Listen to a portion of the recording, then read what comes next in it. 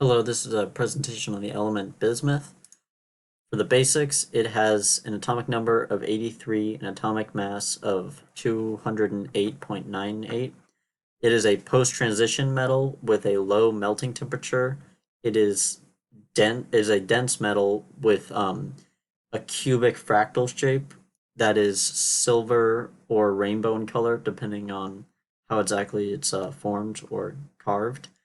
And it has very low conductivity, especially for a metal, and it is non-toxic. There are no significant isotopes other than a few that only last for a few seconds, if that. Um, as for history of the element, the name comes from the German word meaning white mass. It was discovered in the 16th century. In 1753, Claude Joffre, who's pictured here, proved that it was an element and not a mixture of elements as had previously been thought. Traces of it have been found in 16th century Incan bronze as opposed to bronze everywhere else in the world. And it is the lightest radioactive element.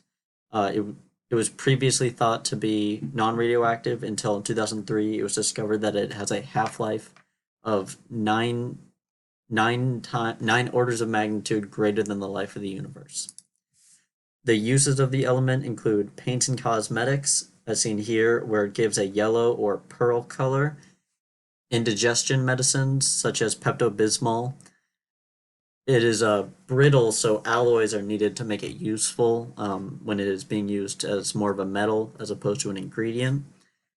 And it is collected as a mining byproduct. And here are my sources. Thank you.